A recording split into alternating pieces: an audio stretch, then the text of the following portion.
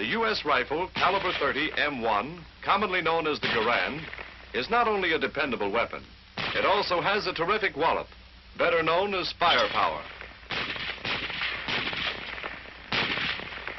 In fact, one man firing a Garand can do nearly as much damage as 3 men using the old-type Springfield rifle with its hand-operated bolt. Now, to understand the reason behind this increased firepower, you have to know how the Garand operates. So let's take it step by step. The M1 is a semi-automatic, gas-operated and air-cooled weapon. It's fed from a clip which holds 8 rounds. And only a fraction of a second after the trigger is pressed, a bullet is on its way. In this fraction of a second, many important steps occur. We'll take a few minutes and show you. So let's begin by loading a fresh clip and using an animated diagram. This shows what happens when the clip is inserted. The bottom cartridge forces the follower down. The follower arm moves, and its heel rotates the accelerator, camming the operating rod catch down.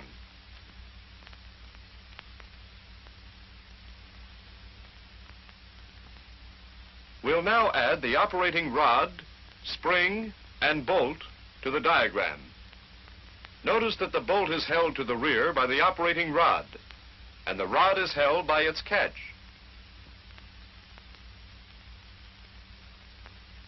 Now watch the accelerator as the follower moves down. It rotates, camming the operating rod catch down. When the catch disengages, the rod starts forward, pushed by its compressed spring, and carries the bolt with it. Take a closer look at the bolt. As it moves forward, a cartridge is stripped from the clip and guided into the chamber by the feed ramp.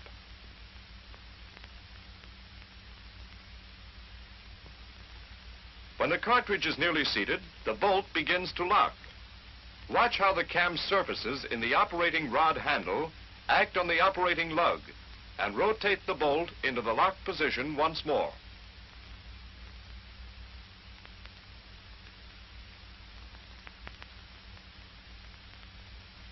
Here's the same action on the rifle itself.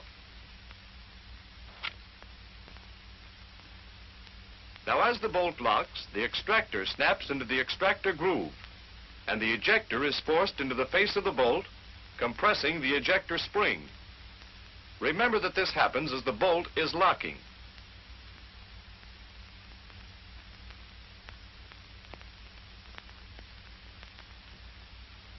Let's stop here a minute, remove the barrel and receiver from the stock, and take a look at what's happening at the rear of the bolt as it locks. Here we are. Now watch the firing pin tang line up with a cutout slot in the receiver bridge when the bolt rotates. Here's the complete action of locking.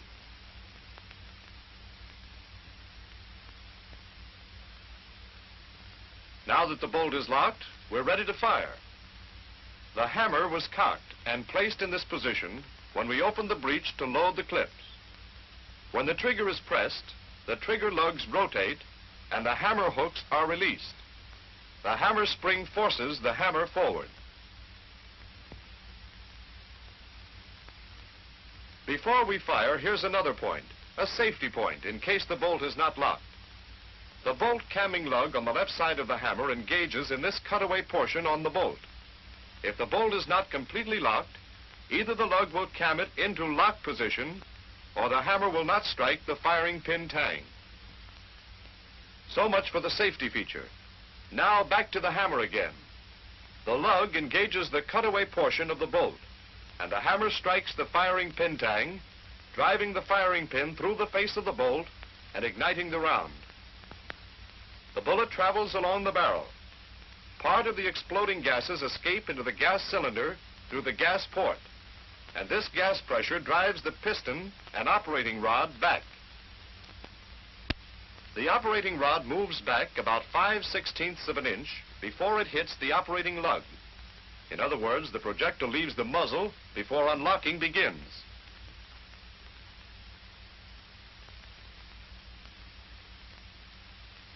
Then the cam surface in the rod handle hits the operating lug. The bolt turns, unlocking the lugs from the receiver. Watch it again.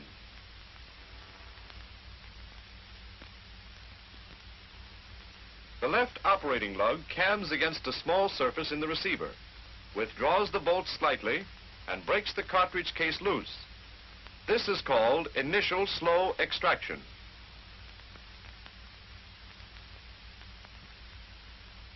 At the same time, the bolt camming lug is cammed out of its notch and forces the hammer away from the firing pin tang. This allows the firing pin tang to cam against this surface on the receiver bridge, withdrawing the firing pin from the bolt face. Here is the same action on the rifle. Now the complete action.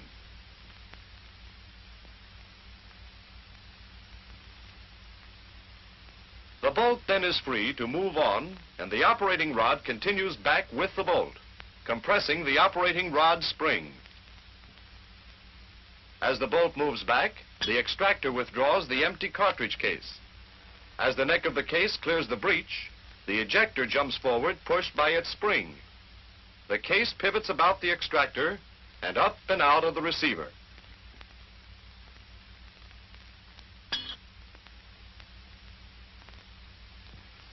Here's the same thing in animation. Now, as the bolt moves to the rear, it forces the hammer back, which compresses the hammer spring.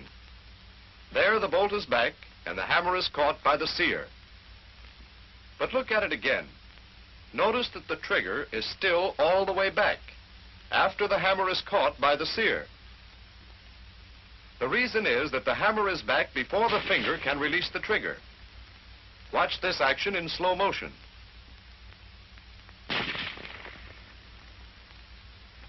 Now we let the trigger forward. It frees the sear from the hammer, which starts forward, but it is caught by the trigger lug. Watch it once more.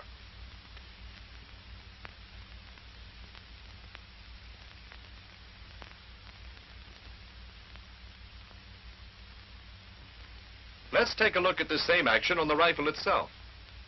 Here's the trigger mechanism. Watch the hammer move up and catch on the trigger lug as the trigger is released. It's a very slight movement.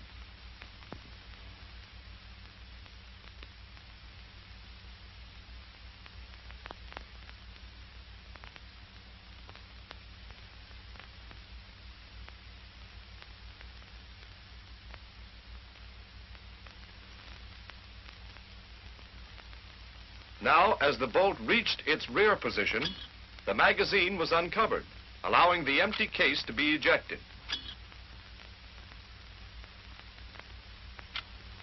We use the diagram and take the bolt to the rear again. Notice the follower move up, pushed by the follower arm, rod, and spring. It pushes the next cartridge up into feeding position. Now counter recoil starts. The operating rod spring expands. The rod moves forward, pulling the bolt. The bolt strips a fresh cartridge from the magazine and seats it in the chamber. The bolt locks, and we're ready to fire again. The rifle will fire each time the trigger is pressed until the magazine is empty.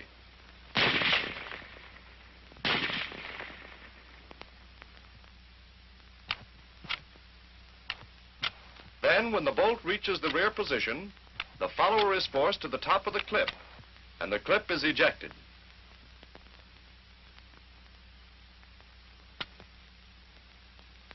Here's how it's done. Notice the curve part of the follower rod. It cams the operating rod catch up, and the catch holds the operating rod back. Let's repeat it.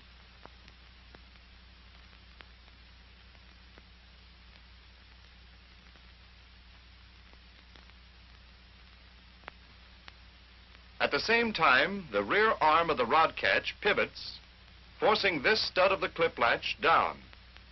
The clip latch spring is compressed, and the latch disengages from the notch in the clip. The clip ejector forces the clip up and out of the receiver.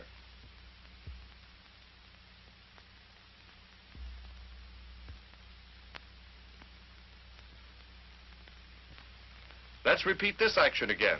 The follower goes up. The operating rod catch is cammed up and catches the operating rod. The latch releases the clip, and it's kicked out of the receiver.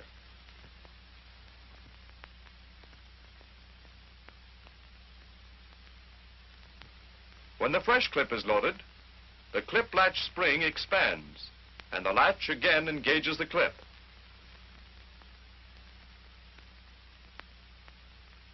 The operating rod once more is released, and the bolt goes forward, loading a new round. Now for the safety. To set the rifle at safe when it is cocked, pull back the safety so that it is inside the trigger guard.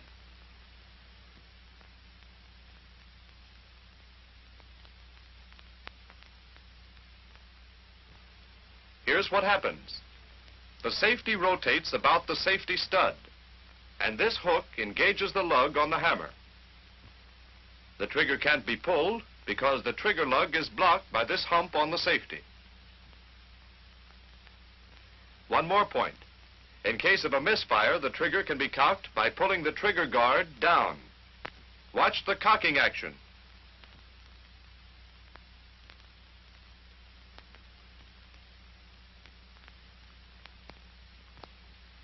Now let's go back and review a few points. A loaded clip is inserted.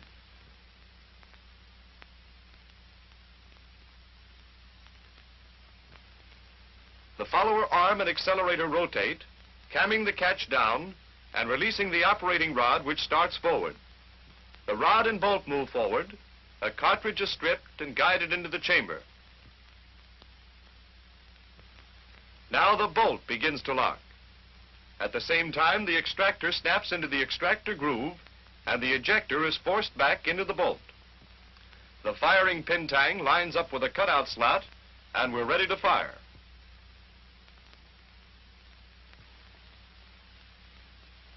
The trigger is pulled. The trigger lug rotates, and the hammer goes forward. The firing pin is struck, and the cartridge fired. There goes the bullet. Part of the gases escape into the gas cylinder and drive the piston and operating rod back. The bolt is hit, rotates, and starts to unlock. Slow initial extraction takes place.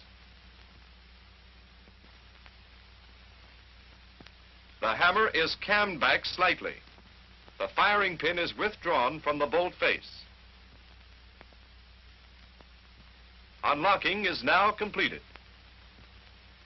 The empty cartridge case is withdrawn and ejected.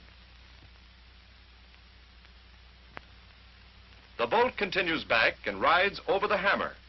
The hammer rotates back and is caught by the sear. Now the trigger is released. The hammer slips from the sear and is caught by the trigger lug. Meanwhile, the follower moves up, pushing the next cartridge into position. The operating rod and bolt move forward. The cartridge is stripped from the magazine, seated, and the bolt is locked. When the bolt comes back after the clip is empty, the follower rises, and the clip is ejected. Notice that the bolt stays open.